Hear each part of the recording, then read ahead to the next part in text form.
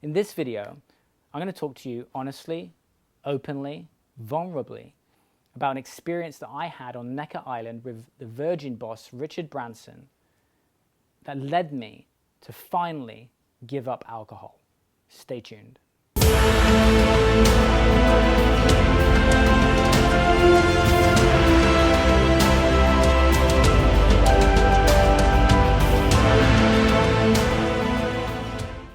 Hi, this is Simon Lovell, bringing you growth to support you to your highest potential. As always, if this video inspires you, it motivates you, it touches you, please do like the video and also comment below, because it really helps me to help more people and the video to rank so that more people see it on YouTube. So thank you for supporting this project. Also, hit the subscribe button and also the little bell if you want to be notified of my daily videos that come out to support you in your growth. So I've done other videos talking about my addictions, overcoming, my trauma, and, making millions of dollars, and then realizing that material success wasn't for me. But really, I want to focus today on alcohol and how alcohol was really just bringing down my vibration and not allowing me to be the best version of me. And I had been invited to Richard Branson's island as part of a mastermind group, and it was always my dream to meet Richard.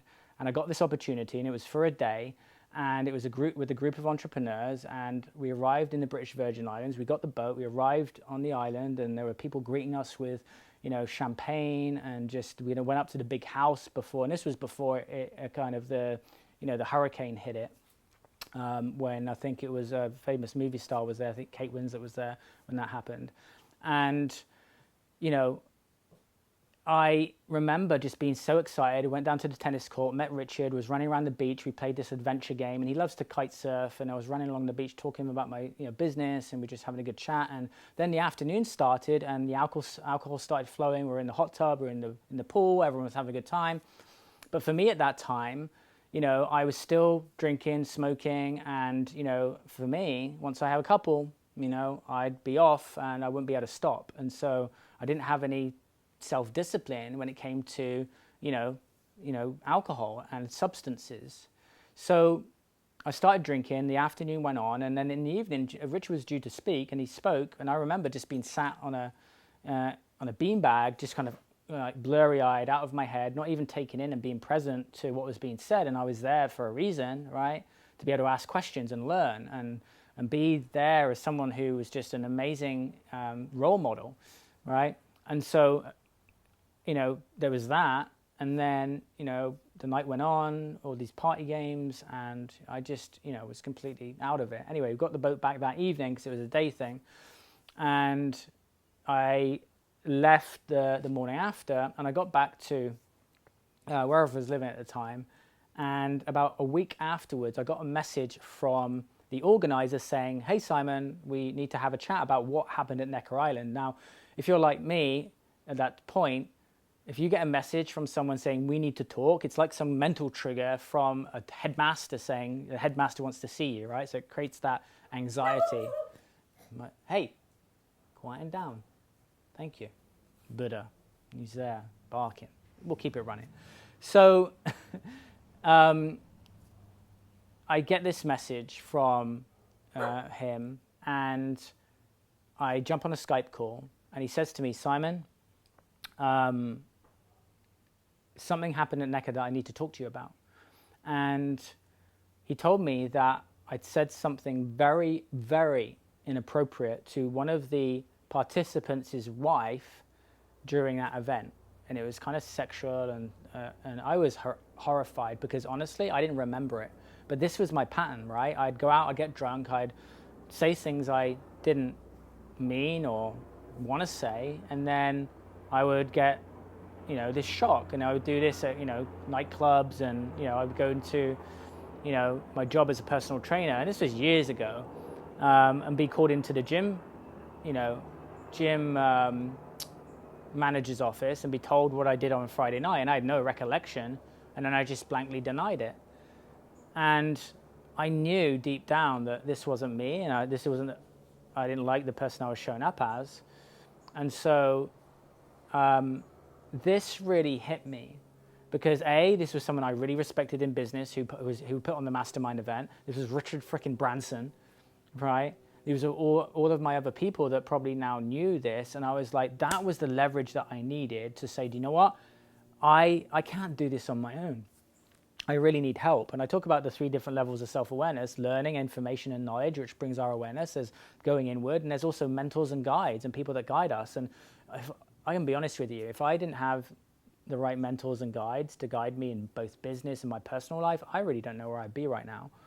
And so I decided to go actually to Peru to do ayahuasca, and that was tough, and it was in the jungle, and I spent 4 days just in a place that was just, full of jungle animals and all of this stuff. And when I came out of the jungle, my alcohol and my smoking had been cut by 80%. And so, my ayahuasca plant ceremony journey started from that conversation. And just so you know, I said in that moment with the organizer, I need to speak to this lady and I need to apologize.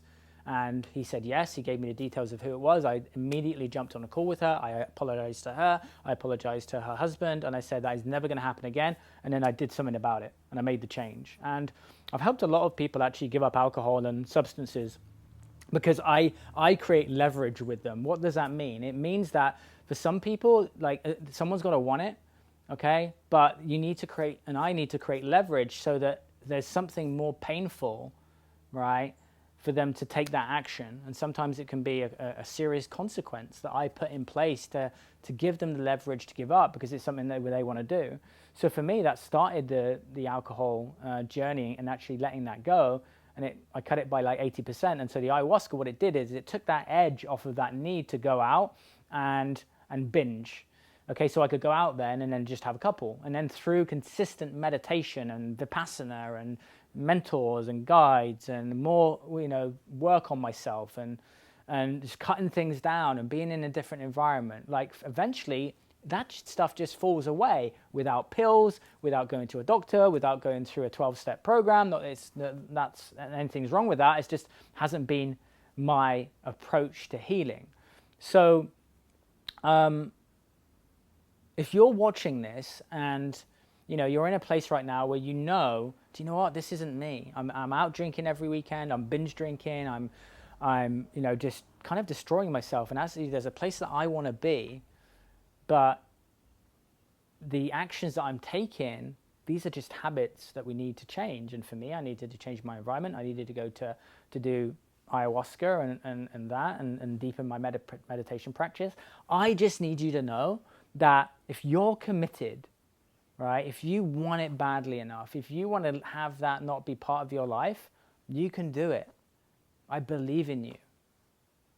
Because there's so much more out there. And I can safely say now, I just haven't touched any alcohol in over 2 years. And I just feel more clear-headed. There's so many amazing things that have come into my life because I'm not in that energy.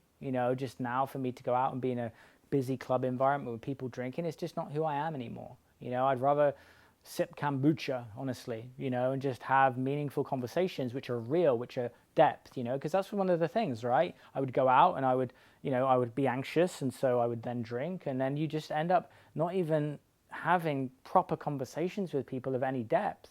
And also, it's just something that's just trained so much into society, right? But everyone's on their journey, and I don't know where you are in your journey. I'd love to find out. Post into the comments below. But, had it not been for that experience, and also I just want to thank the organizer because he was so loving and understanding. He was not angry. He was obviously, he was frustrated, but he also was like, hey, I'm giving you a window here. I call it the window of opportunity. I'm raising awareness to something here that you have a choice. What are you going to do about it? Right? So we've got to do the right thing. And sometimes we need to put things right. We need to apologize. We need to find out what was done and actually put those things right. So maybe this video is a trigger for you to actually have those conversations and actually really just own up and have the guts and the courage to say, I am sorry, and that's never going to happen again. And then actually do something and move forward and take an action. For me, it was booking that flight and booking that trip to Peru. For you, it may be something else, whatever that you're called to do. But don't necessarily wait for it to get that bad, right? Don't wait for that thing to happen where it could be worse than what happened to me, you know? So it could be, and oftentimes, unresolved trauma, right?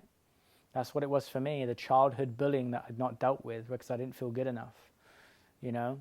So addiction is directly linked to unhealed trauma in many cases. And so for me, I had to heal the little boy that needed substances and needed the hit because he didn't feel good enough in his own skin. And I mean, I couldn't even look someone in the eye because I didn't like myself, you know? What would they see? So thank you for watching. Thank you for listening. And hopefully this has inspired you somewhat. And if there's someone that you know that would benefit from this video, you know, don't go into a story and think, you know what, I shouldn't share this because blah, blah, blah. Share it. It's all about intention. I'll see you very soon. I've got some other videos coming up for you. Check these out to support you moving forward. Take care.